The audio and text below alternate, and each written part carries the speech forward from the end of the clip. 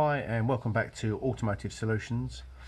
I've just acquired a Carscope eye tester made by Auto Detects, and I'm going to be using it for quick assessment of the relative compression of a engine. I've normally used Pico, which I normally have to set up.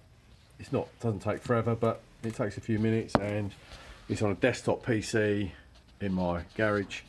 So this will give me hopefully a quick assessment of relative compression.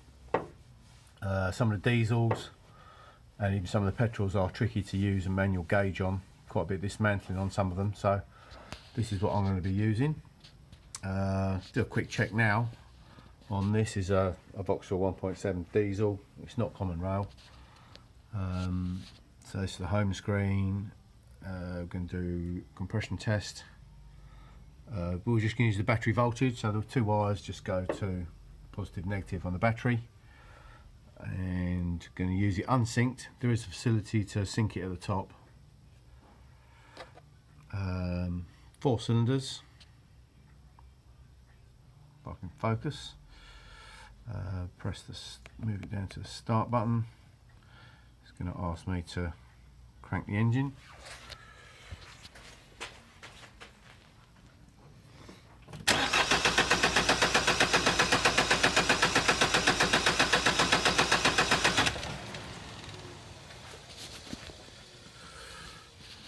And hopefully give me a result.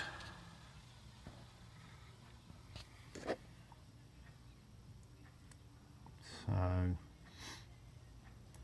all green, which I would imagine is good. I should think it's going to change colour if you've got something that's it's not happy with, but 92% low cylinder, that's pretty reasonable. Gives you an RPM down there as well. If I can focus, 228 RPM. So that is literally 10-second test with this tool. Will give you a relative compression overview of the engine. My usual method would have been to use Carscope. I'll just quickly do the same test on the same engine here. So we're set on compression test in Pico Diagnostics. Again, set 4 cylinders. Press start. It's going to ask me to have the throttle open. Yep. Give the engine a crank.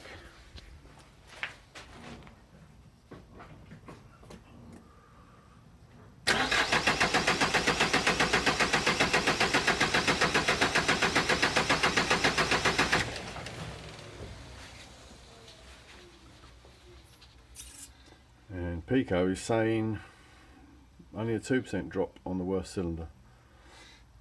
Similar speed, 223 RPM, so they seem pretty accurate there. Obviously this is a healthy engine, so not really much to compare.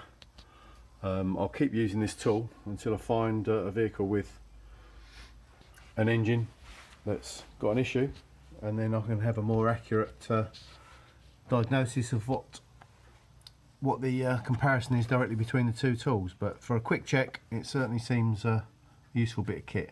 I'll put a link in the description to the company I bought it from, and I'll update some more videos as and when I get some more results. So thanks very much for watching, and bye for now.